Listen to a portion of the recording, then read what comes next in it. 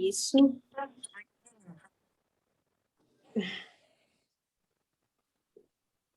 Deixa eu ver se eu consigo aqui. A aula será apresentada pelo Dr. Fernando Bray, que foi médico do nosso serviço, né, Fernando? Ainda está com uma ligação. Doutor e mestre em Ciências da Saúde, titular da Sociedade Brasileira de Coloproctologia e titular brasileiro do Colégio de Cirurgiões. Eu estou aí, gente? Aparecendo. Tá. E, além de tudo, é mais que um amigo, é quase um irmão, né, Fernando? Verdade. De luta diária aí. E eu sou suspeita de falar, porque além de ser uma pessoa exemplar, é um médico dedicado e um excelente cirurgião. E esse trabalho aí também sou testemunha do trabalho que deu realmente, né? Operar as pacientes no servidor, no mutirão de sábado, o quanto você se dedicou para fazer esse trabalho. Então, eu gosto, né? Já estou tentando essa aula há um tempo, né? Você sabe disso. Mas agora que o negócio caminhou e, enfim, você está de parabéns aí com o seu doutorado, você apresentar para a gente esse teu trabalho. Então, segue a aula, Fernando, e depois a gente vai tirando as dúvidas e conversar, e vai conversar mais no final. Enquanto isso, vou tentar entrar. Tá ótimo. Então, agradeço o convite, as palavras, Simone, não mereço tanto assim, mas obrigado por tudo, é um prazer estar aqui com vocês, né, uma honra, né, esse encontro com a ginecologia, que sempre foi parceira nossa na gastrocirurgia. E eu vou falar um pouco sobre endometriose intestinal, e na sequência eu vou apresentar de forma breve, né, eu vou tentar ser bem objetivo com o trabalho para não ficar maçante, até pelo adiantado horário, e para nós acabarmos, né, num tempo bom, para conseguirmos discutir alguns assuntos, né, alguns tópicos importantes, né, dúvidas, perguntas, e até algumas coisas até cirúrgicas de técnica que a gente pode falar no final. Tá bom? Então, vamos lá. Deixa eu passar aqui. Então, né, conforme a Simone disse, esse aqui foi a minha tese de doutorado, foi um trabalho que nós fizemos em conjunto, literalmente. Tenho que agradecer muito o Dr. Reginaldo e a doutora Ana Maria, que participaram do estudo, e que sem eles, sem dúvida, não seria possível a realização do estudo. Então, vamos lá. Então, essa foi a publicação que nós fizemos. Ele foi aceito ano passado, mas saiu agora só em junho, depois de várias revisões. E saiu na Disease of Colorectal, que para nós é uma das revistas mais consagradas em coloproctologia, que é um Qualis A1. Então, para nós realmente foi uma conquista. Então, certo. Então, eu vou falar algumas coisas que para vocês talvez possa parecer, né, um pouco redundante, né, falar de endometriose para ginecologistas, mas eu vou falar bem rápido isso, depois eu vou passar para a parte intestinal mesmo. Mas endometriose, então, é um tecido endometrial fora da cavidade uterina, e a pelve é o local mais acometido. Mas, teoricamente, ele pode estar em qualquer parte do abdômen, inclusive fora da cavidade abdominal, né? Nós temos várias descrições, e inclusive nós já vimos casos, né, de a distância com pleura, por exemplo, e realmente é uma doença que exige um escopo multidisciplinar, justamente por ser uma doença multivisceral.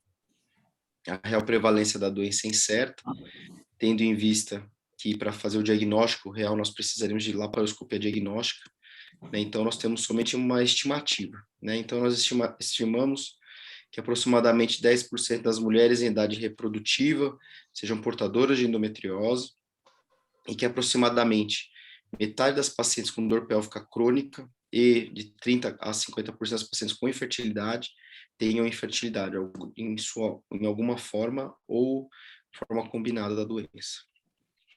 É considerado um problema de saúde pública, né? Nós aumentamos os métodos diagnósticos, então aumentou-se o diagnóstico também, e nós sabemos do custo, né? Tanto em relação ao diagnóstico, quanto o ato operatório mesmo, que precisa de muito material e exige uma tecnologia por trás da técnica cirúrgica, para ser feito com qualidade, e é uma paciente que o pós-operatório também exige muito, tanto porque existe um grande impacto psicológico também nas pacientes, e isso acaba repercutindo na produção, tanto laboral, né, quanto absenteísmo. Então, realmente é uma doença que tem que ser vista com bons olhos aí pela saúde pública para minimizar esse impacto socioeconômico.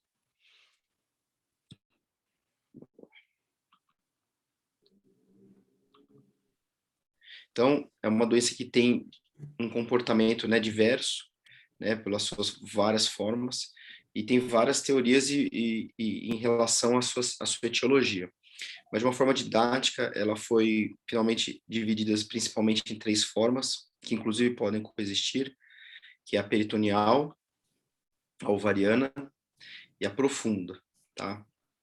Nós vamos dar um foco maior na profunda, porque é o escopo da nossa aula. Então, a endometriose profunda, uma das teorias mais aceitas para ela é a de uma transformação, né, uma metaplasia dos remanescentes millerianos. E dentro do estudo das peças cirúrgicas, né, observou-se, né, na patologia que existe um predomínio muito grande de células de musculatura lisa em relação ao estroma, né, estroma de endométrio, né? Então existe um predomínio muito maior, né? E é o que nós podemos ver nessa peça cirúrgica aqui de uma ressecção segmentar. Essa parte branca aqui é tudo lesão, né? Uma lesão transmural, infiltrativa, retrátil. Então, realmente, nós podemos ver essa concentração dessa cor branca, né? Semelhante a parece até um sarcoma, né? Um tumor mesenquimal. E isso também confere um aspecto muito semelhante ao que é encontrado nas adenomiomas. E o processo inflamatório, ele seria causado por uma hiperplasia, né? Uma inflamação de uma hiperplasia crônica do tecido muscular liso, né? Desse predomínio das células lisas nas lesões, o que causaria uma retração cicatricial loco-regional. Então, a lesão, ela repuxa, né, para ela, os órgãos circunjacentes. E é o que a gente observa, né? A grande maioria das lesões, elas medianizam, né? São aquelas lesões na parede anterior do reto, que começam a tracionar vagina, corpo do útero, ligamentos uterossacros, torus uterino, os ureteres. Então, começa a centralizar a lesão, a distorcer muito a anatomia. Esse aqui é um vídeo que eu coloquei, inclusive é uma cirurgia que eu fiz com a Simone, de uma ressecção segmentar. É uma lesão grande, né? Ela tinha aproximadamente acho que uns 7 centímetros de extensão. Ela pegava o reto médio, acho que era médio e um pouco baixo, tanto é que a anastomose da paciente ficou a 3 centímetros da borda anal, foi uma anastomose difícil de ser feita, né, porque era muito próximo do assoalho pélvico. E aqui nós podemos ver a lesão, né, aqui é o epicentro da lesão, a gente consegue ver que é praticamente um tumor mesmo, né, uma lesão transmural, um caso bem grave. Essa paciente, felizmente, foi embora até de forma precoce, ela teve uma alta, se não me engano, 4º ou 5º PO, super bem, super satisfeita e sem complicações. Então, essa imagem aqui é bem ilustrativa para a gente ver esse padrão de doença. Então, a endometriose profunda, né, focando mais nela, ela representa mais aproximadamente de 5 a 10% das endometrioses, né, das mulheres. Ela é definida como um comprometimento de pelo menos a camada muscular do intestino ou de pelo menos de aproximadamente 5 milímetros de profundidade de lesão, que seria o comprometimento da camada muscular lisa, né? Geralmente, o local mais acometido é lesão de reto ou sigmoide distal, né, 80% dos casos, mas em alguns casos nós já observamos lesões isoladas em apêndice, seco e ilho. Eu mesmo já peguei alguns casos assim e que o reto não tinha nada. E conforme eu disse, né, é uma lesão que acaba retraindo os tecidos circunjacentes, então ela compromete todo o redor, né, vagina, ligamento uterossacro, né, existe descrição, a gente vê na prática bexiga, ureter, apêndice e as fibras neurais, né, então a gente vê um grande comprometimento neural. Inclusive, eu não vou citar aqui na aula, mas eu vi algumas descrições de um estudo específico da infiltração neural da endometriose. E existem descrições de que realmente ela pode acompanhar, inclusive, a bainha do nervo, né? Então, ela tem um comportamento muito parecido com o do tumor, né? Como se fosse uma infiltração perineural. Então, em alguns casos, ela segue bem agressiva, né? Até linfonodos, né? A gente vê que parece metástase para linfonodo. A gente, às vezes, tira peças grandes, a gente vê metástase de endometriose dentro da peça, né? Dentro dos linfonodos. Então, realmente, a doença é agressiva, dessa forma profunda. E agora, falando um pouco melhor em relação à disfunção evacuatória, né, que é o foco que foi o foco do nosso estudo, o que justificaria essa disfunção evacuatória pela endometriose, né?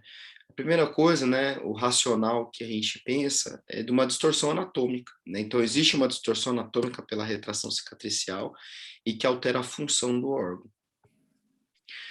Além disso, o próprio tratamento cirúrgico pode causar o sintoma evacuatório. Então, aqui seria uma disfunção pós-operatória, porque muitas vezes, né, como nós mostramos nesse caso, existe uma ressecção grande do reto. Então, a gente acaba mudando o reservatório, que muda a propriocepção e a sensibilidade retal. E isso pode gerar uma disfunção, né, que a gente observa no pós-operatório em alguns pacientes. Muito a semelhança, por exemplo, de uma ressecção de bexiga ampla, né, ou de uma denervação de uma denervação quando a gente seca muito a pelve. Desculpa. Então, aqui também outra justificativa, né, a justificativa para a disfunção evacuatória, né, como eu disse, a retração cicatricial e a perda da complacência retal, que justifica os sintomas de disquesia, tenesmo e constipação pré-operatória. Além disso, as lesões, apesar de serem uma pequena parte da lesão, o estroma endometrial, dentro desse estroma, acaba ocorrendo microhemorragias cíclicas, né, durante os períodos menstruais. E isso desencadearia um aumento da frequência evacuatória, né, justifica esse aumento da evacuatória, e uma urgência fecal no período menstrual. Além disso, uma angulação, né, ou seja, uma fixação do reto na vagina e no útero, ela acaba mudando a dinâmica do ângulo ano-retal. Né? Para nós, na coloprocta, a gente acaba avaliando isso muito em exames, por exemplo, como defecorressonância e defecografia, e vemos a importância da angulação certa do ângulo ano-retal durante o ato da evacuação, que esse ângulo ele modifica durante o ato da evacuação. E na endometriose, aquilo tudo está preso, né? Você encarcera o reto encarcerado tem uma dificuldade de modificar o ângulo dele para evacuar. Então, isso justifica os pacientes terem dor evacuatória, ter constipação, né, ter um aumento do esforço, tem que fazer muita força para vencer esse ângulo que acaba não ficando oblíquo, ele fica muito agudo, e também justifica a fragmentação das fezes, né, o fracionamento fecal.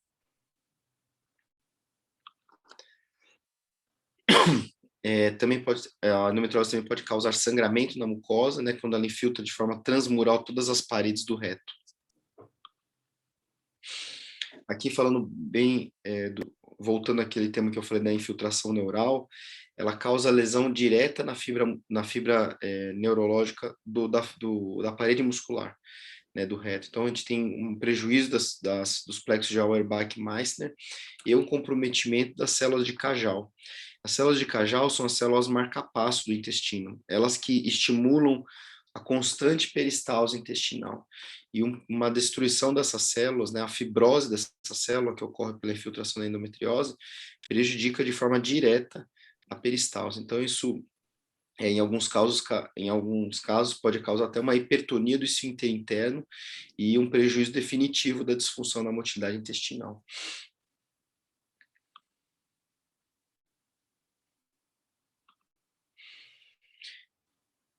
Aqui em relação ao que nós vemos de prejuízo dos sintomas, né, que causa sintomas intestinais no pós-operatório, voltando ao que eu falei, né, então a gente cria um neorreto. A partir do momento que nós ressecamos o reto, uma retossigmoidectomia ou uma ressecção segmentar, nós diminuímos o compartimento, né, então ele cabe menos fezes, devido à anastomose, que ela é rígida, né, existe um tecido fibroso anelar na linha de grampeamento, ele não é complacente, então isso acaba mudando a percepção de sensibilidade do reto e pode causar os sintomas de urgência evacuatória, fragmentação, né, que seria aquela sensação da paciente nunca ter esvaziado totalmente o reto e sempre estar fazendo força e saindo bem de pouquinho. Tá? Isso é o que nós observamos, por exemplo, em pacientes que operaram de tumor de reto. Né? É muito semelhante. Outra coisa é a própria secção da parede muscular. Tá? Então, a partir do momento que a gente secciona a parede muscular do intestino, nós perdemos a continuidade da fibra neuromuscular. Né? Então, existe uma cicatrização, acaba ocorrendo um retorno das fibras neurais no reto, né, a partir da anastomose, mas é impossível ser igual, né? A gente não consegue reproduzir o que era feito, é uma reconstrução, então não é um tecido original, então isso vai gerar algum prejuízo de propriocepção e sensibilidade do reto, né? Muitas vezes até prejudicando para saber o que é sólido, o que é líquido, o que é gasoso, né, em relação ao dejeto fecal. Bom, então agora entrando em tratamento. Atualmente nós sabemos que não existe cura para endometriose e o tratamento ela tem um papel sinérgico, né, da terapêutica clínica e do tratamento cirúrgico. Então a gente tenta juntar os dois para atingir realmente o objetivo principal nosso, que é melhorar a qualidade de vida das pacientes, né, aliviando os sintomas e restabelecendo a vida dela, né, tanto socialmente quanto conjugal. Nós sabemos que impacta muito. Em relação ao tratamento cirúrgico, né, qual seria a principal indicação? Principalmente pacientes que não respondem ao tratamento hormonal, né, ou analgésico, ou pacientes que estão sob tratamento hormonal e a gente observa uma progressão da evolução dessa doença. Né? A gente vê lesões profundas crescendo, né, retraindo e infiltrando cada vez mais a circunferência do órgão e a profundidade do órgão. Isso mesmo sobre o bloqueio hormonal. Lesões que já têm, apesar de serem assintomáticas, mais de 50% da circunferência também precisam ser operadas. Pacientes com quadro de obstrução ou suboclusão intestinal crônica, né, que nós observamos também no ilho terminal, né, não é só no reto que isso ocorre. O ilho terminal, inclusive, as lesões de ilho são as que mais têm potencial de obstruírem. Lesões de apêndice secal precisam ser ressecadas, mesmo sendo assintomáticas, por ter a possibilidade de induzir um quadro à semelhança de uma apendicite aguda, por obstrução do lúmen do apêndice, e também por fazerem um diagnóstico diferencial com tumor carcinoide.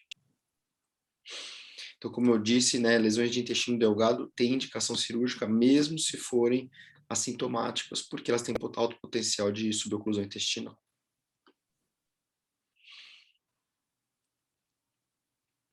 Então, diferentes propostas de tratamento cirúrgico têm sido empregados para fazer o tratamento cirúrgico da endometriose, mas o que nós fazemos hoje, o mundo faz, né, os grandes centros de endometriose faz, é uma customização da cirurgia. Então, a gente vai fazer a cirurgia que a paciente precisa.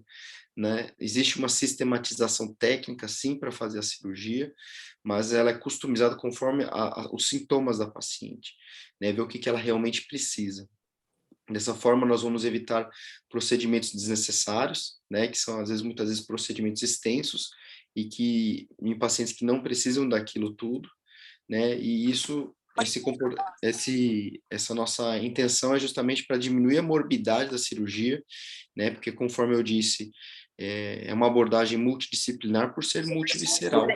Então a gente vai dissecar múltiplos órgãos, né? Então existe a chance de complicação que não são e são geralmente muito impactantes para o paciente.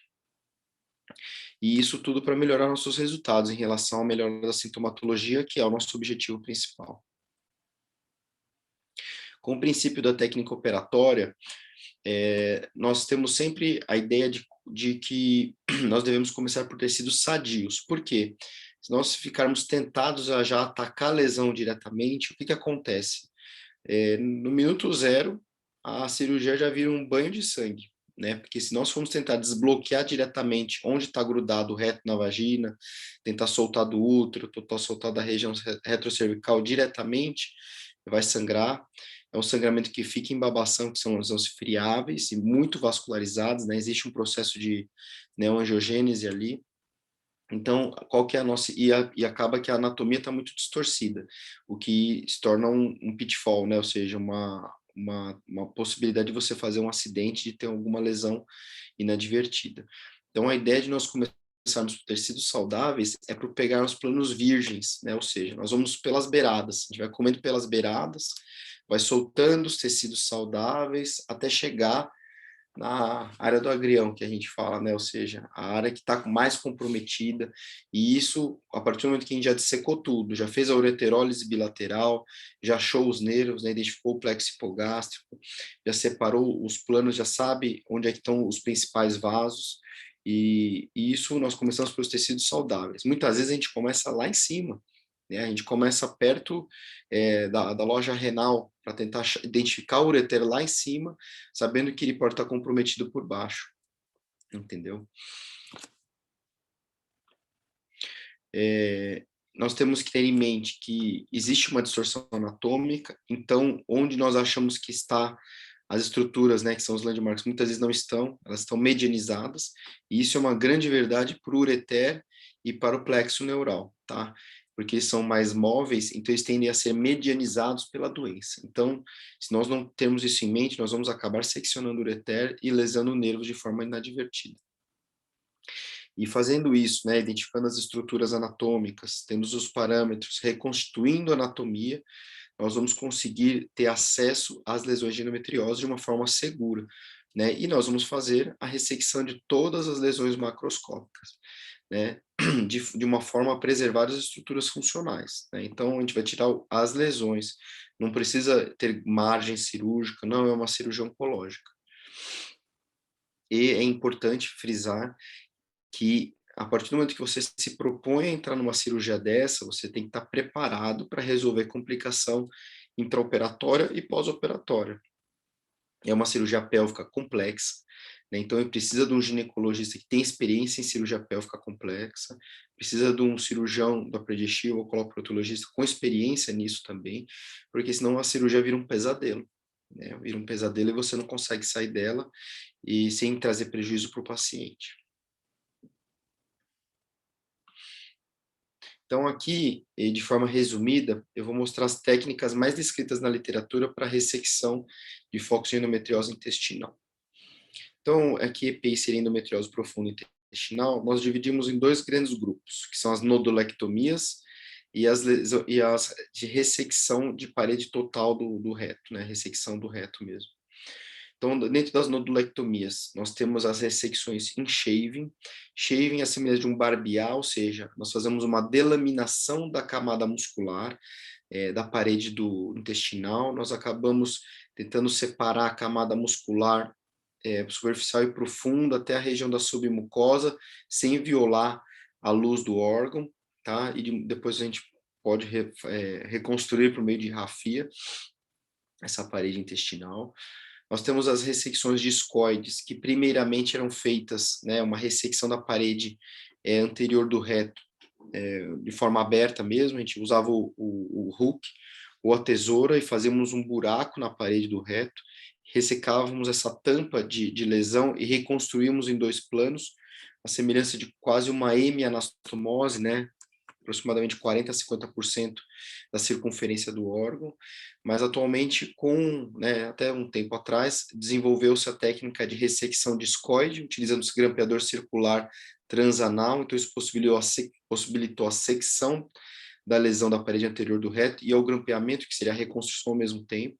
Isso trouxe muita segurança e melhora do tempo operatório. Além disso, dentro das nodulectomias, é descrito na literatura os grampeamentos lineares. Como é que seria esse grampeamento linear? Faça-se um ponto na parede anterior do reto, eleva-se essa parede anterior do reto e coloque-se um grampeador linear, para como se fosse tirar uma tampa da parede anterior do reto. essa é uma técnica que eu pessoalmente e colegas, né, com quem eu já conversei, que fazem bastante endometriose, nós vemos com maus olhos essa técnica, porque ela tende a distorcer muito a anatomia do reto, né? Nós achamos que pode afunilar a parede do reto, podendo causar mais sintomas intestinais do pós-operatório, ainda mais se for feita em mais de uma vez o grampeamento.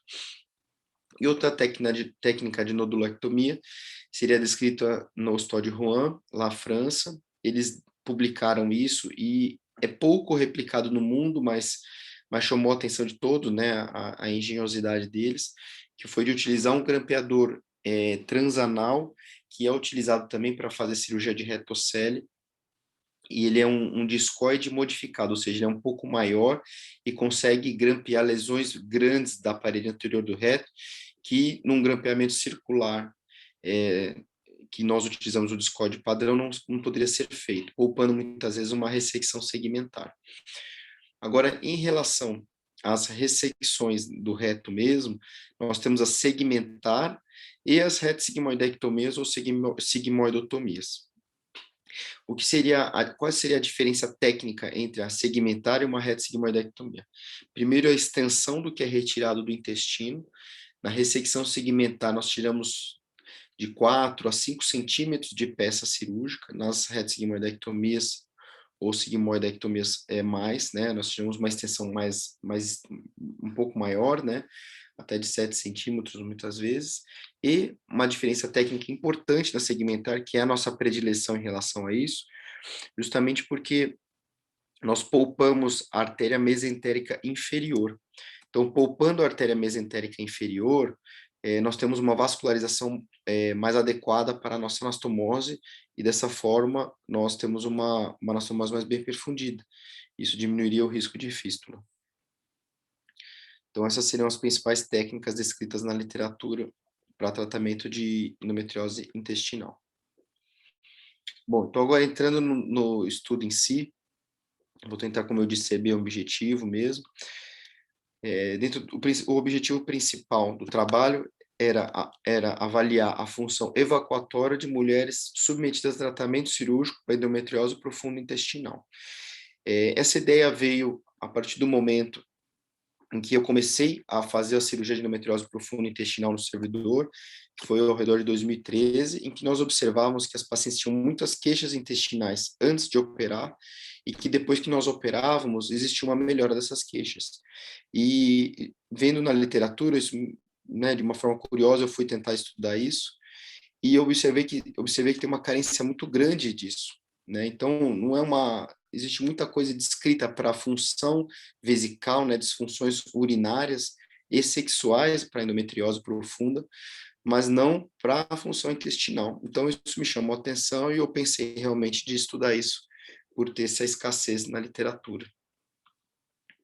E, como objetivo secundário, seria correlacionar possíveis fatores de risco pré-operatórios, né, potenciais de risco para ter disfunção evacuatória no pós-operatório, pré-operatório.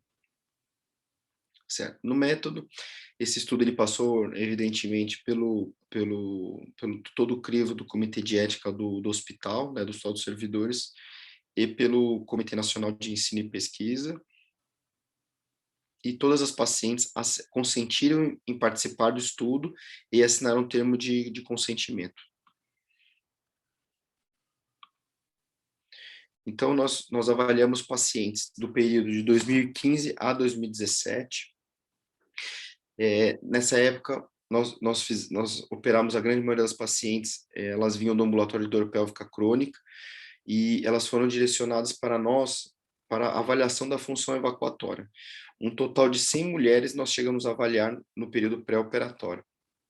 E nós tivemos como principais critérios de inclusão e exclusão, todas elas necessariamente precisavam ser maior de idade, ter um diagnóstico de endometriose intestinal ou de uma laparoscopia realizada para endometriose superficial, ou de ela ter exames evidentes, né, mostrando tanto no ultrassom transvaginal com preparo intestinal, ou numa ressonância de pelve, mostrando que tinha comprometimento da parede intestinal.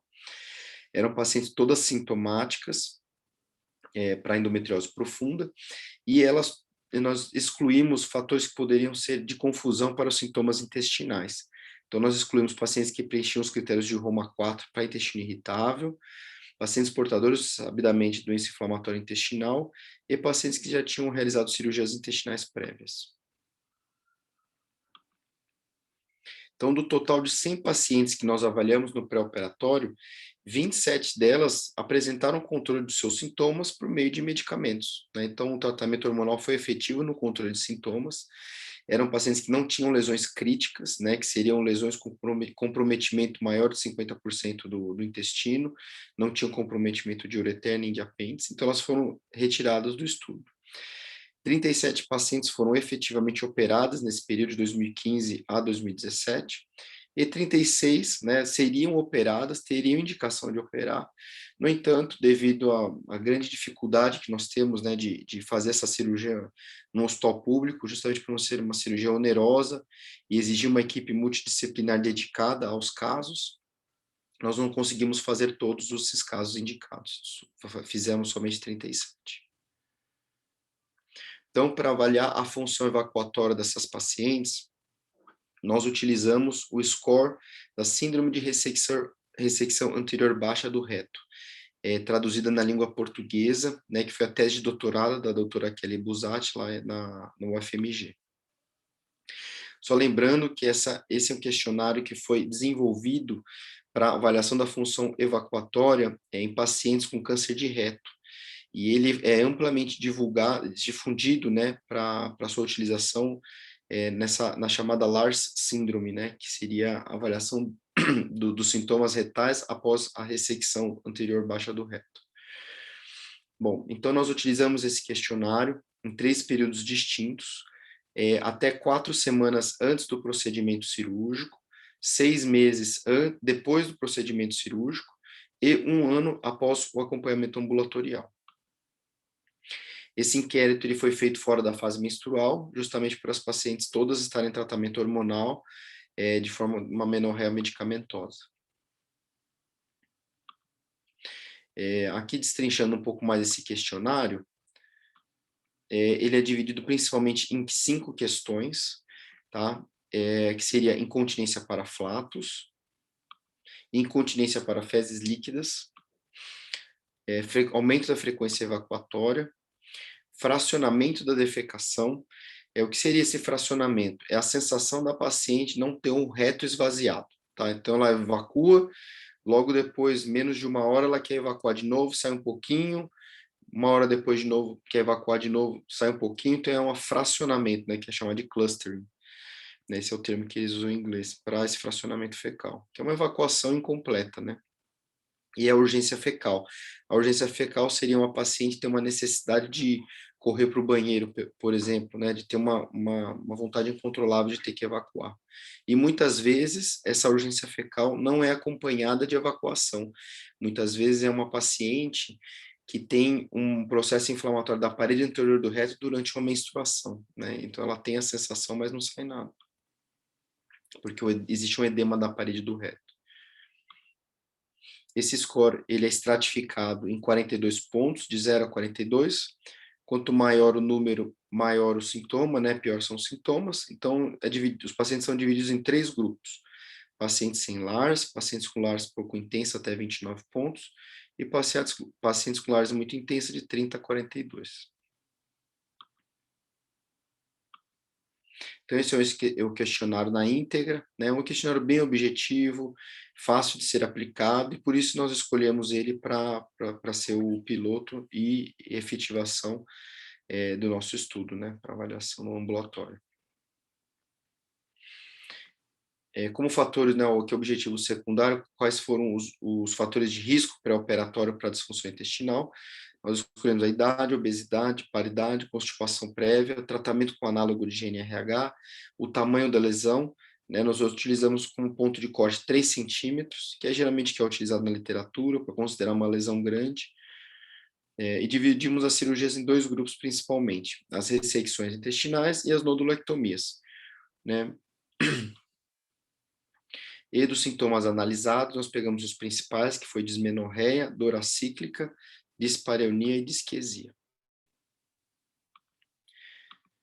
Então, na avaliação pré-operatória, isso é bem interessante, nós conseguimos fazer todos esses 4 exames quando indicados nas pacientes, né? Então, o grupo da endometriose realmente trabalhou muito bem, né, nessas pacientes, eram pacientes que eram muito bem vistas, e aqui, realmente, agradecendo, né, de forma pública o trabalho da doutora Ana Maria, que fazia com bastante dedicação as ultrassonografias transvaginais com preparo intestinal, inclusive com uma acurácia muito boa, né? Então, esse era o nosso pré-operatório da paciente, né? Então, a gente fazia, nós fizemos retossigmoidoscopia rígida, nós mesmos fazíamos no ambulatório, nos residentes, ultrassonografia transvaginal com preparo, ressonância magnética de pelve e colonoscopia quando as pacientes tinham queixas intestinais e com mais de 45 anos. Mais de 45 anos para fazer o rastreio de câncer coloretal e pacientes com queixas intestinais para nós descartarmos diagnósticos diferenciais, né, como doença inflamatória intestinal, né, o retocolite, doença de Crohn, por exemplo.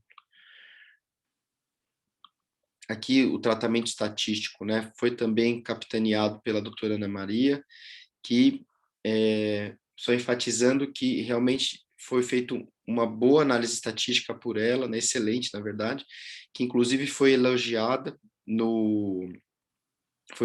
pelo corpo editorial da revista. Na primeira avaliação que eu tive do nosso artigo, ele já foi aceito na primeira, depois nós fizemos modificações para adaptar para a publicação, mas todos aqueles editores que avaliaram o trabalho para ser aceito, todos eles enfatizaram que realmente a tratamento estatística estava muito bem feito.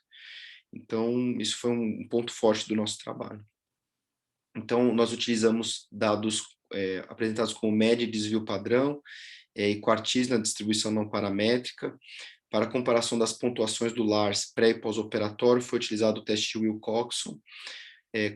E análise dos fatores de risco, foi feita uma regressão logística múltipla com a aplicação do coeficiente de correlação de Pearson. Para todas as comparações, nós tivemos um intervalo de confiança de 95%. E o software utilizado foi o Stata12. Então, nos resultados, o que nós obtivemos? Nós operamos 37 pacientes, todas elas voltaram conosco após 6 meses para reavaliação, então nós tivemos uma reavaliação de 100% das pacientes. No entanto, após um ano, somente 33 retornaram para a nossa reavaliação.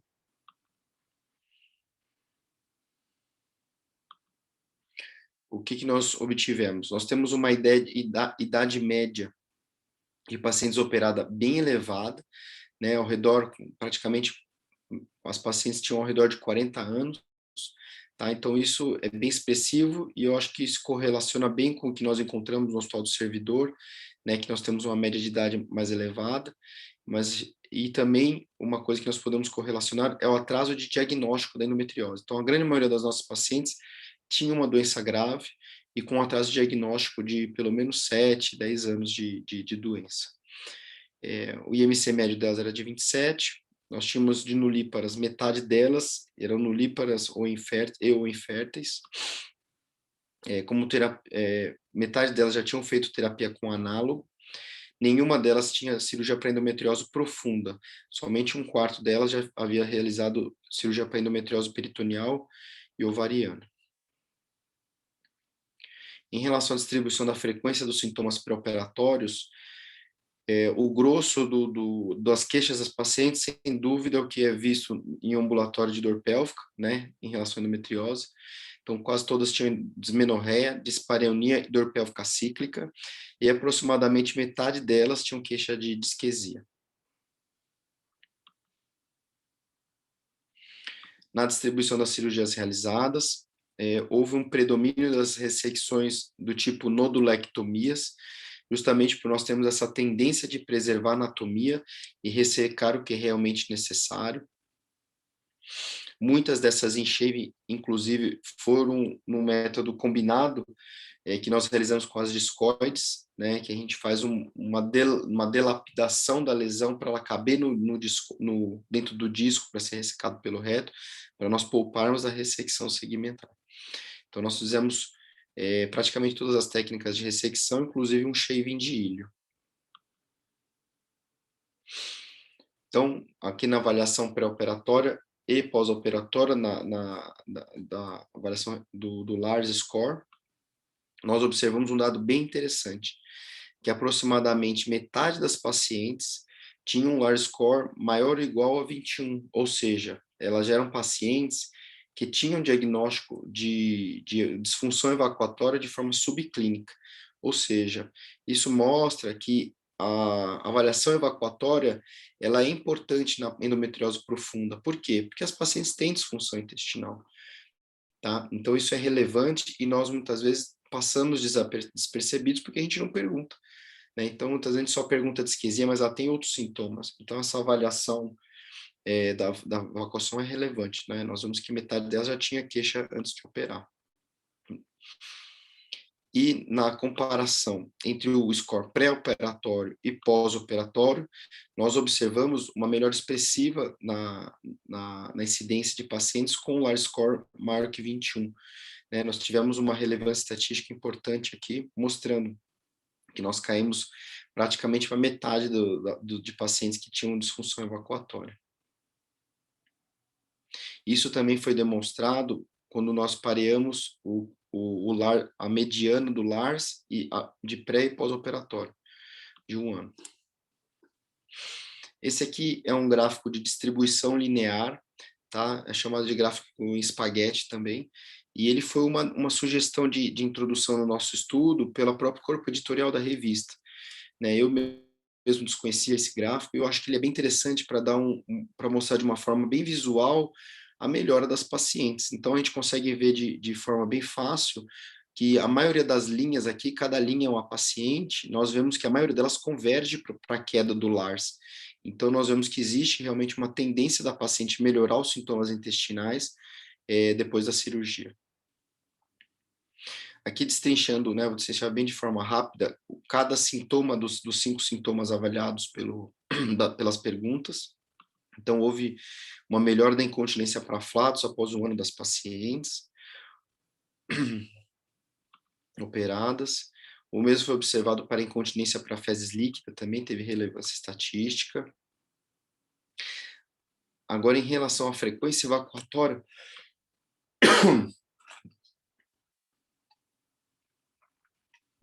esse foi o único tópico que houve piora dos sintomas, né? Foi uma piora discreta, mas nós observamos que as pacientes tiveram um aumento da frequência evacuatória pós-operatória, né? Principalmente nesse tópico aqui, que foi de 4 a 7 vezes ao dia. Então, isso é bem importante. E isso se justifica principalmente nos pacientes que tiveram ressecção do reto, né? A gente diminuiu a capacidade retal, nós realmente operamos pacientes muito graves lá nesse período, né, nesse grupo de pacientes. Então, tem pacientes que perderam praticamente 70% ou 80% do reto.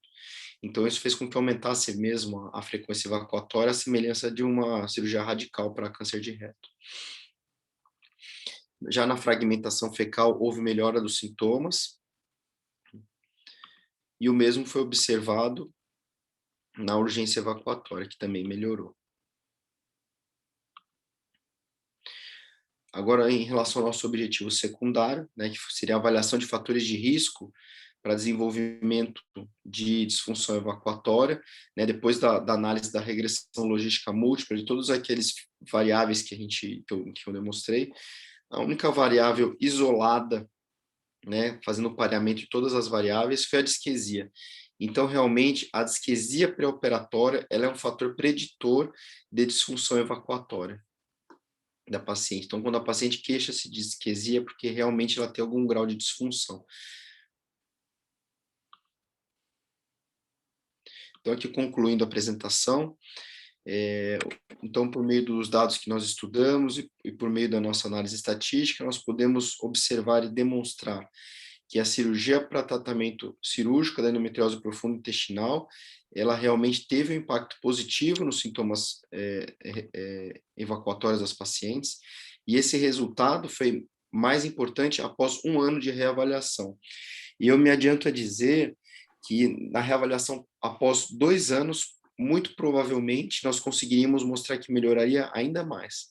Eu, depois de ter finalizado a amostragem das pacientes, nós continuamos aplicando o questionário em algumas pacientes, e nós realmente pudemos observar que as pacientes continuam melhorando até durante 2 anos após a cirurgia.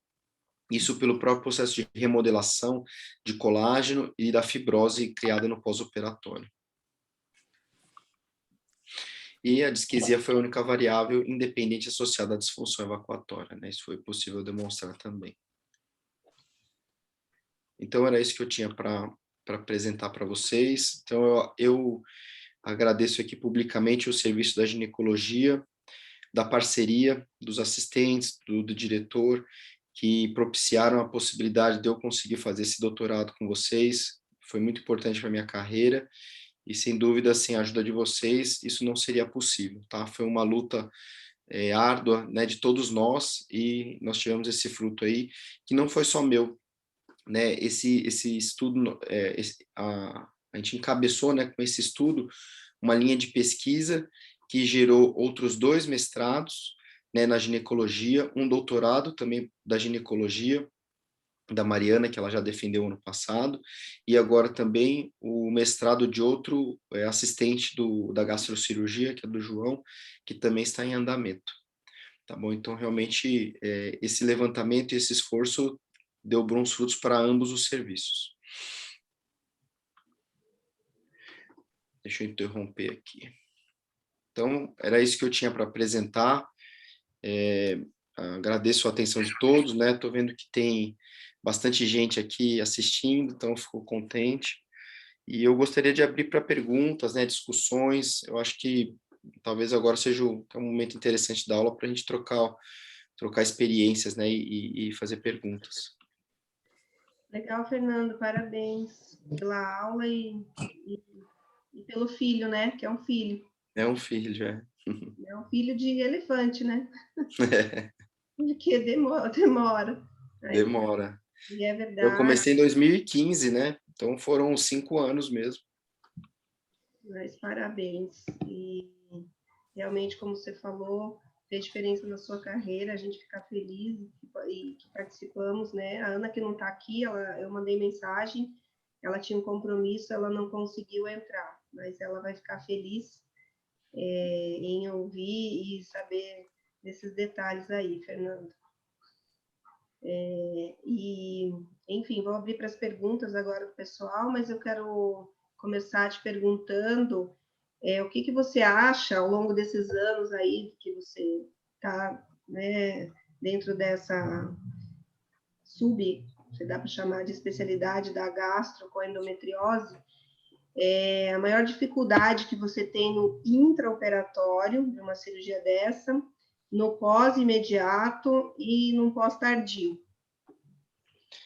Então, eu acho que uma grande dificuldade que a gente tem do tratamento de endometriose profunda, a primeira coisa que a gente enfrenta é a expectativa da paciente, né? Então, essas pacientes muitas vezes já vieram de outras cirurgias com outras equipes, elas já vieram de tratamentos frustrados de fertilização e de tratamento de gravidez, e muitas vezes elas têm sintomas que estão atrapalhando o casamento, então elas têm uma expectativa muito grande. Então a gente vê muitas vezes para ser o salvador, e a cirurgia é complicada, né? E a gente tem dificuldade muitas vezes de transparecer isso para a paciente e de que essa cirurgia pode ter complicações. E quando nós temos uma complicação numa cirurgia dessa, é trágico, né? As pacientes não acreditam que aquilo aconteceu, né? É difícil a aceitação. E, inclusive, para mim, a maior dificuldade é uma complicação que é talvez a mais grave, uma das mais graves, é de fístula reto-vaginal. Né? Felizmente, eu tenho pouquíssimos casos, né? Eu tenho 3 casos, sendo que eu já estou com uma série que já virou 200 casos de ressecção intestinal. Então, a gente tem uma estatística boa, mas esses 3 casos são casos que você não esquece o nome da paciente nunca mais, tanto pelo aspecto de desgaste psicológico, quanto de correção técnica. Né? Foram 3 casos que a gente sofreu muito durante o tratamento de reoperação e de ter que fazer ostomia em algumas delas, e de realmente foram todos bem sucedidos, mas foi realmente muito difícil.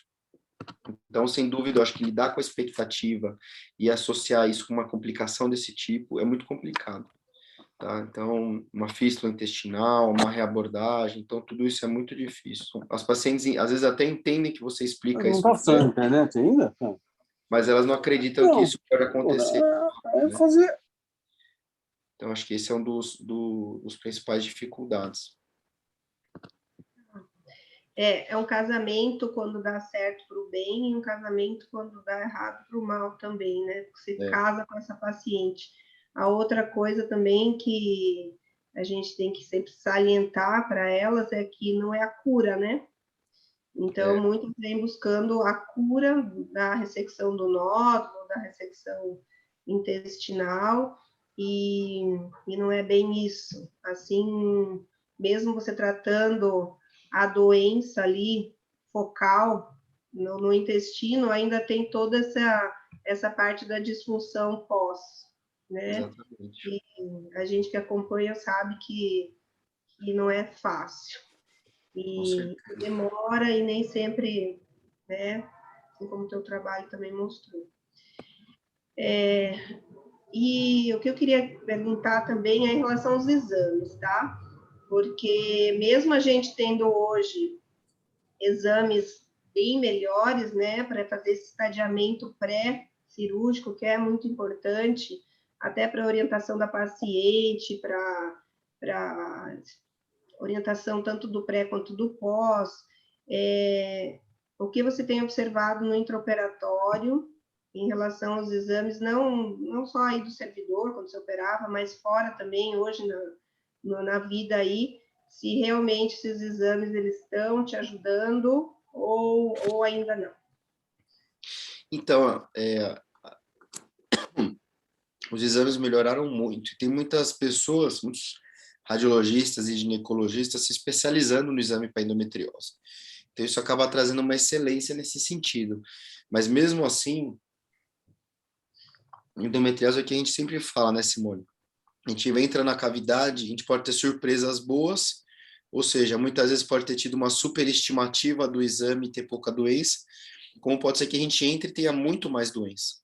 Então, a decisão do que vai ser feito é intraoperatório. Então, a gente explica as possibilidades técnicas para o paciente, né? Por exemplo, muito provavelmente vai ser um shave, mas tem que falar que pode sair uma segmentar, né? Então, a curácia é boa, mas vira e mexe a gente tem que mudar a tática no meio da cirurgia, né? Inclusive, por exemplo, né, quantas vezes a gente já não entrou, Simone, para fazer uma ressecção de pelve ou retal e tinha lesão no ilho, teve que fazer uma iliotiflectomia, né, lesão de seco infiltrativa, então saiu com 2 anastomoses, é coisa que a gente não esperava, né, e isso acontece.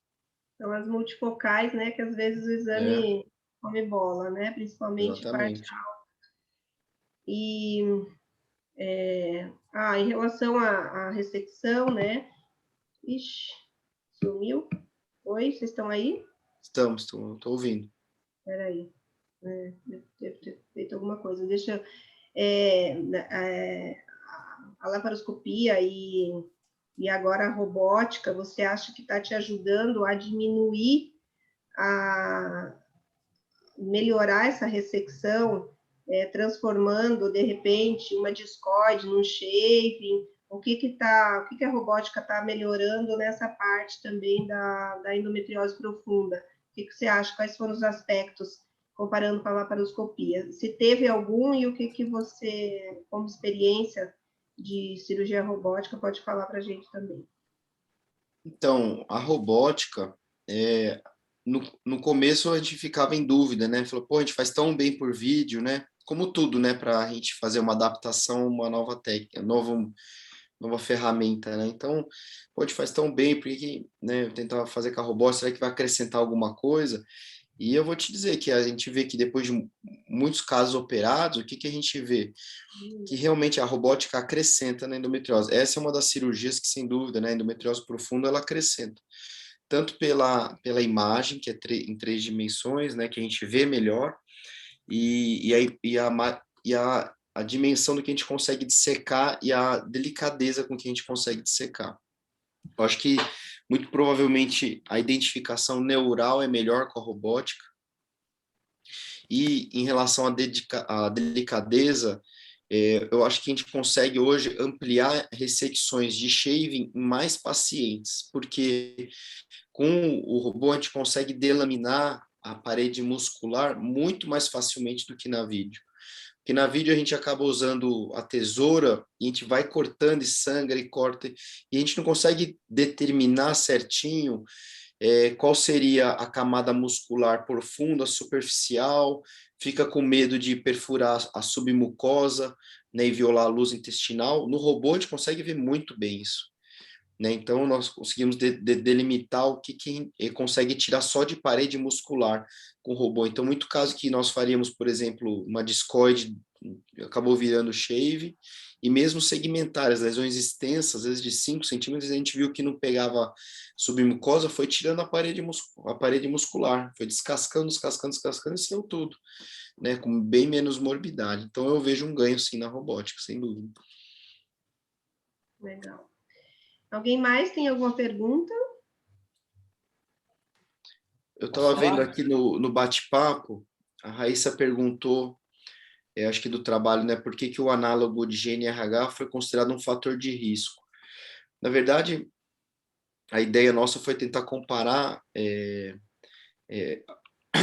pacientes que talvez tinham mais gravidade. Em algumas pacientes, acabou que foi feito o GNRH, tanto por estar na fila esperando, né, que a cirurgia não chamava nunca, quanto porque as lesões eram muito extensas mesmo, e tentou-se pensar e tentar dar uma enxugada nela para operar. Então, a gente talvez acreditou que pudesse ser um fator de risco de casos piores, né, e na prática, pelo menos nesse estudo, a gente não conseguiu mostrar isso, né, que tem fator preditor de mais disfunção. Certo. Então, Reginaldo? Fernando, parabéns pela exposição, pelo trabalho que eu conheço bem de perto, li, né, junto com você várias vezes. O Fernando é o sucessor do Albino, né, Sorbello, que foi quem fez as primeiras cirurgias no final dos anos 90, começo desse século, as primeiras ressecções, né?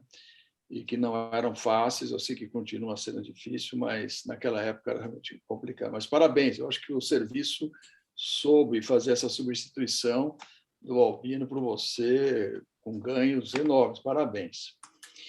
Ô, Fernando, deixa eu perguntar uma coisa para você, tem algumas questões. Você acredita que toda paciente portadora de endometriose profunda, com lesão intestinal, ela deve fazer uma avaliação pré-operatória do processo evacuatório, um defecograma ou tal, se isso muda alguma coisa ou isso é desnecessário, não há necessidade de fazer essa avaliação pré-operatória. O que você acha? Então, eu acho que se nós conseguíssemos fazer uma avaliação funcional da parte urinária, evacuatória e sexual, por meio até de questionário, eu acho que não precisaria nem ter, talvez uma paciente com uma disfunção evacuatória bem evidente, né, que a gente pensaria que tem um degrau ali, que a paciente não tem uma formação do ângulo anorretal adequada e ela não consegue evacuar por conta disso, para documentação seria interessante. Mas acho que um questionário, por exemplo, o que foram os trabalhos da Mariana, né, que fez da urinária, por exemplo, né, e da Rayane, que fez da sexual. Eu acho que isso aí é rápido de fazer, ainda mais em núcleos de especialidade, isso deveria ser feito. Eu tive uma oportunidade de fazer um mini fellow em outra área, né, da parte da coloprocto, na Universidade de Miami, e eu ficava no ambulatório deles lá da universidade. E lá é privado, né, é público-privado. E o que eu observei? O médico atende, depois que acabou a consulta, o paciente é triado para um biomédico, pesquisador, e ele entra numa sala e responde vários questionários. Então, é natural fazer avaliação da parte funcional de tudo, e isso virar pesquisa naturalmente, entendeu? E eu acho que isso traz muita qualidade e até e dá acho que um refinamento de a gente passar isso para o paciente e falar, olha, você tem já uma disfunção urinária pré-operatória, isso pode piorar, entendeu? Você tem uma disfunção evacuatória, vai ter que ressecar mais reto, talvez você fique com uma fragmentação fecal no pós-operatório, que é o que a gente observa nesse caso. Então, acho que de uma forma de talvez ser mais transparente e de passar mais realidade para o paciente, né, para entender o impacto que pode ter, é muito bom, né, até para desconstruir uma expectativa que não é verdadeira, né, que ela achar que vai ficar sem nada, né? A gente pode mostrar que ela tem uma disfunção definitiva já antes de operar, né? Tá.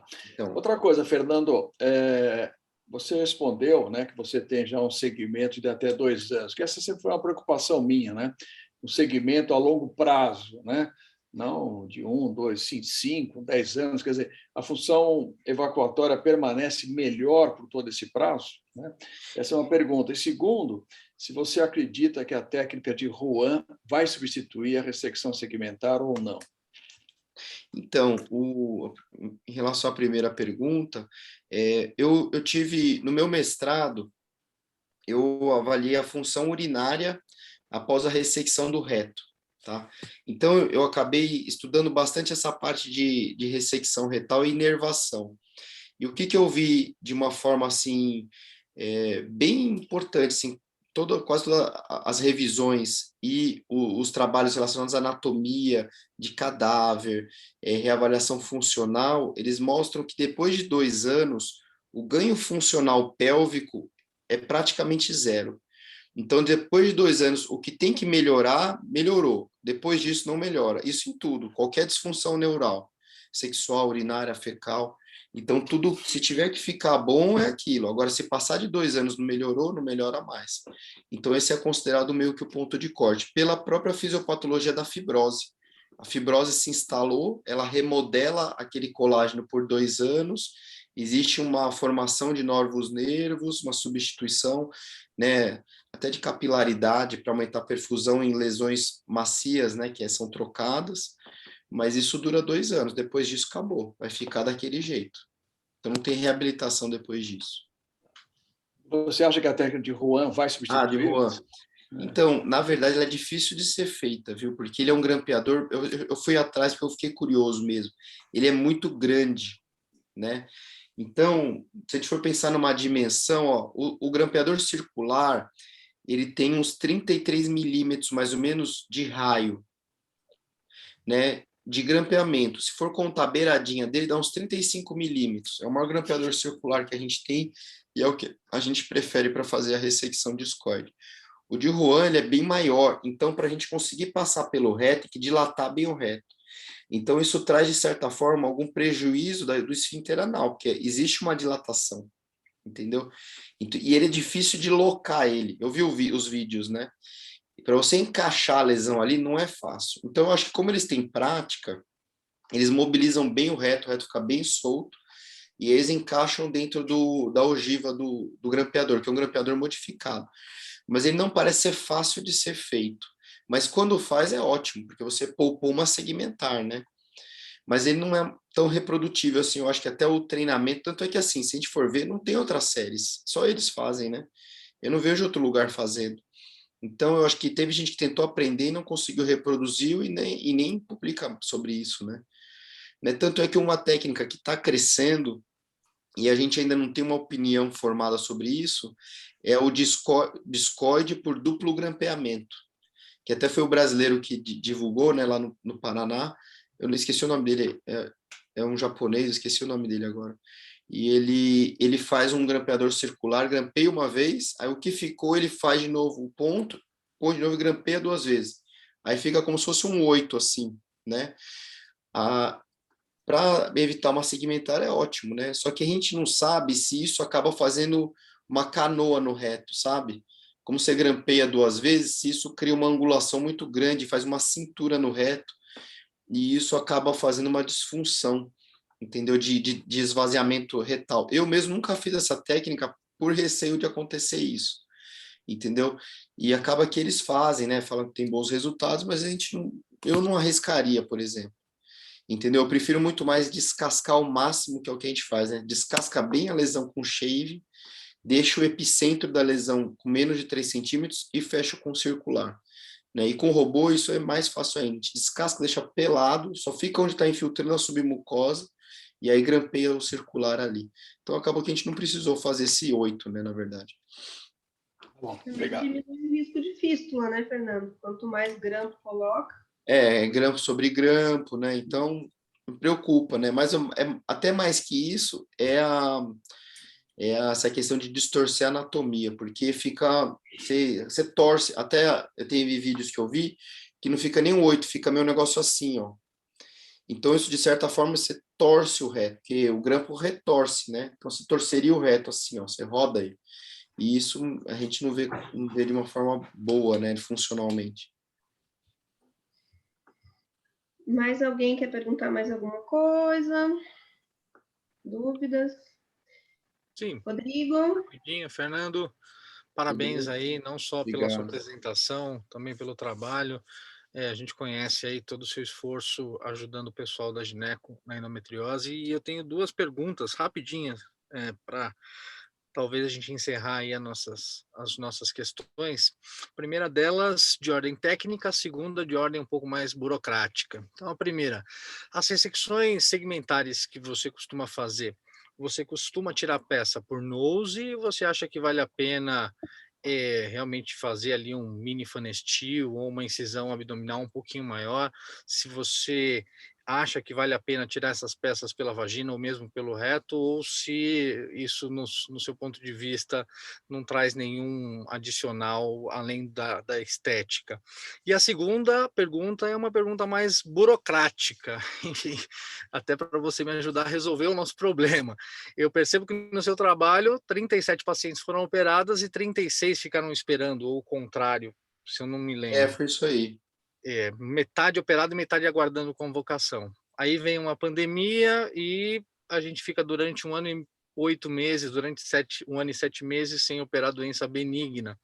Como fazer para a gente voltar no servidor? Eu sei que seu contato com o servidor está um pouco diferente agora, como a Simone disse, mas do ponto de vista prático, como que você acredita que a gente possa voltar aí sem mutirões, sem alguma coisa assim? Você acha que a gente consegue manter esse tônus cirúrgico aí de pelo menos fazendo essa média, um caso por mês de endometriose profunda?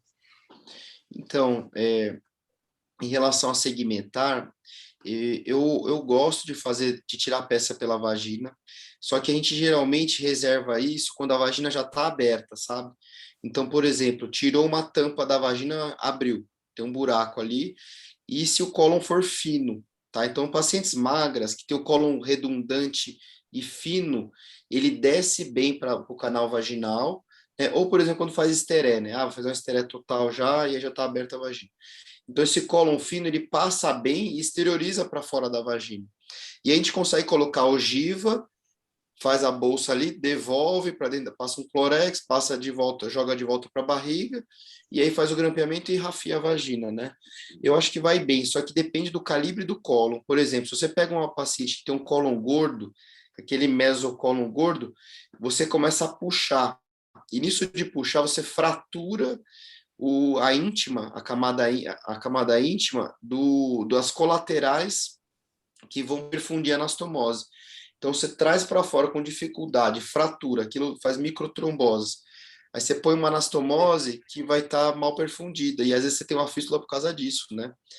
Então, a gente faz quando o colo é fino e quando já está aberta a vagina. E eu acho que é bom, porque além de ser estético, diminui tempo operatório, né? Você diminui complicações de uma ferida que é contaminada, porque a gente passa um intestino com fezes ali, e isso não aumenta a dispareunia, né? Não aumenta a queixa vaginal, porque a vagina já está aberta, né? Então vai ter que fechar, então isso não criou um problema para ela. Então eu acho que era interessante. Então é uma coisa que a gente tem feito, por exemplo, às vezes não abriu a vagina e a paciente tem um cólon bem fino também. A gente consegue puxar pelo trocáter de 12. A gente amplia um pouquinho, deixa para 15 centímetros, 15 milímetros, e puxa pelo próprio buraco do trocáter. E aí joga a ogiva, devolve o cólon para dentro, passa o trocáter, dá um pontinho em bolsa ali para não perder o gás, e também dá certo, né? Então é uma alternativa interessante, também a gente fez alguns casos, vai bem, né? Agora, em relação no servidor, o grande problema nosso é que a gastro está afogada também, né? Então, a gente afogou doença benigna nossa. A nossa fila de colecistema mesmo, a gente tem uma pilha de ouvidoria, paciente com hérnia de ato, que é o refluxo, né? Então, assim, putz, tá afogado. Então, a gente acaba tendo que deslocar um assistente que faria uma da nossa fila para fazer uma da fila da endometriose. Eu acho que é factível tudo, só que o grande problema também é o profissional para fazer, né? Até a gente conversou com o João, tudo, ele está vendo se teria essa possibilidade, né? O João Paulo, que também está fazendo mestrado nisso, né? Ele aproveitou nosso material de estatístico para trabalhar nisso, mas é complicado, porque os casos do servidor, eles não são fáceis, né? Porque é uma paciente que tem doença há muito tempo já diagnosticada, né?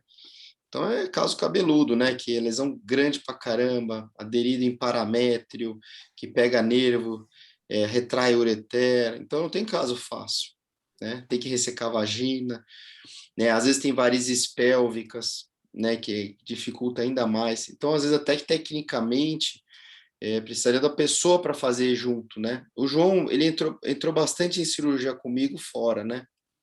Ele até pegou um pouquinho como residente, e ele fez fora comigo, né? Ele fez bastante cirurgia comigo. Eu acredito que ele estaria apto, né, para encarar essa bronca. Mas a gente tem esse problema nosso logístico mesmo, né? A fila da gás, a gente não cansa de responder ouvidoria, liminar. Nossa, tá. Vocês devem ter esse problema também, né? Tá É igual para todo difícil. mundo. Você tem ideia de quantos desses casos que vocês operaram de endometriose profunda foram feitos em mutirão e quantos foram feitos em Na horários de semana. A maioria foi no sábado, viu? Porque de terça de manhã eu operava com a Cláudia. E no sábado eu operava com a Ana Maria. Inclusive, teve um período que a gente conseguia fazer 2 por mês. A gente fazia a primeira terça do mês e um sábado do mês. Então, ia super bem, né? Tinha material. Só que a gente acabou tendo escassez até quando eu estava operando bastante, nos residentes. Não tinha grampeador, não tinha ultracígio. Aí ficou um tempo sem ultracígio, aí entrou o Ligashur. Aí o hospital deu calote na Meditronic. Aí não tinha mais Ligashur, então não tinha como operar, e a qualidade do nosso exame piorou também, a ressonância foi para lugares ruins, que nem aquele o diagnóstico, né? Então, perdeu. A Ana também, que fazia ultrassom transvaginal super bem, que é um exame que cobria essa questão da ressonância, a gente perdeu isso também, então é complicado, né? E é uma paciente que nem a gente fala, tá doida para operar, tá desesperada, com muita expectativa, casos graves, né? Às vezes a gente pegava até acho que a última que eu operei foi com a Simone, lembra, Simone? Foi uma obesa, com uma lesão gigante, nossa, e aí na ressonância falava que era pequena, e chega lá, tinha 10 centímetros a lesão, Às vezes né? o Uma exame já bucha, estava teve... velho, né? Exatamente, lesão retraída, então eu acho que são vários focos que teria que trabalhar, né? Tentar sensibilizar a diretoria, né? Tentar, até anestesia, eu lembro que quando a gente fazia de sábado, chegou no final, como eles perdiam um anestesista do plantão para ficar com a gente uma manhã inteira, uma tarde inteira, eles não gostavam, né? Então aí o outro tinha que ficar tocando um monte de sala para compensar. Então a anestesia já demorava, ficava aquele negócio difícil, e aí a gente tinha dificuldade porque o Panhoca, que era o Uro que entrava, não gostava de entrar de sábado para ir lá operar. E aí, às vezes, tinha que ressecar o ureter e reimplantar, e aí ele não ia. Puta, era duro, cara. Então, são vários problemas para resolver, né? Pensei que você ia Vamos me dar uma solução anotando, mais fácil. Rodrigo, A vamos gente Você ia sofreu me anotando. falar a muito, né? receita de bolo para fazer aqui, Puta, porque amanhã a gente tem uma reunião importante. Eu falo assim, não, a solução é essa, mas pelo é jeito, difícil. acho que é Eu melhor. acho que teria que falar, talvez, começar pelo diagnóstico, né? De tentar credenciar algum lugar bom para fazer a ressonância o transvaginal, com preparo.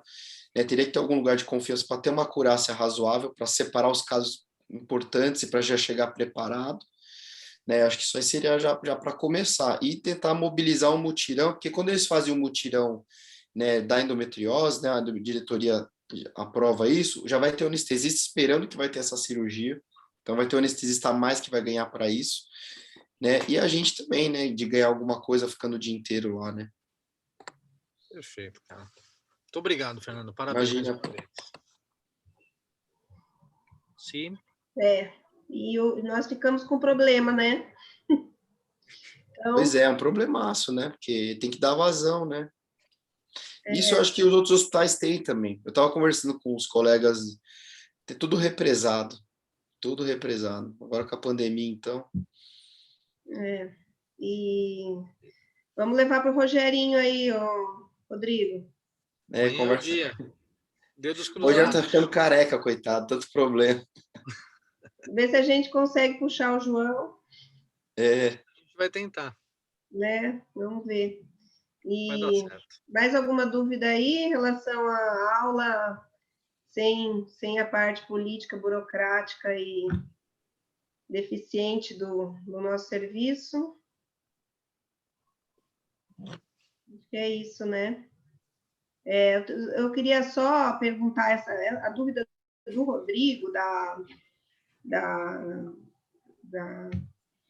retirada da peça via vaginal.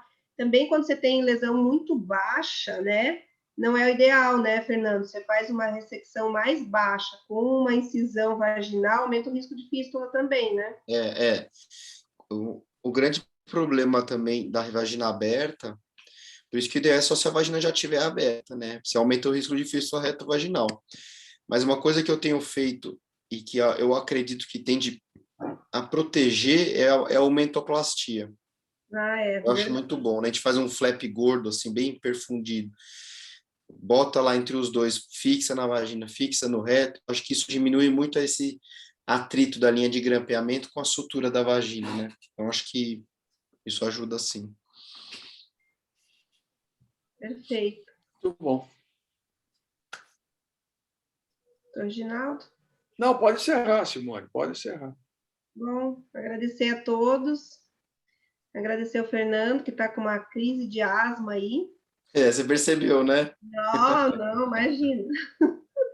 E completando o que o doutor Reginaldo falou, que é o substituto do doutor Albino, professor mestre lá, é conhecido também como o gancho de ouro, doutor Fernando, lá na cirurgia. É que eu gosto do ganchinho, eu gosto de usar o Hulk, né? Esse é o monopolar legal, viu? É. Brincadeira, mas é verdade. É verdade, eu gosto bastante. Né? Vou dar um monopolar para o Fernando que ele resolve. Não precisa pinça avançada, não, né? Eu que fico com medo, fico lá segurando a mão dele, porque o bichinho vai. Legal. Tá Obrigado bom. pelo convite, foi ótimo. Bom, obrigado, Fernando. Obrigado, gente, valeu. Vamos descansar, vai lá curar sua asa. Vou lá, vou fazer uma bombinha aqui. Beijo. Tchau, gente. Boa noite. Tchau, tchau. Obrigado.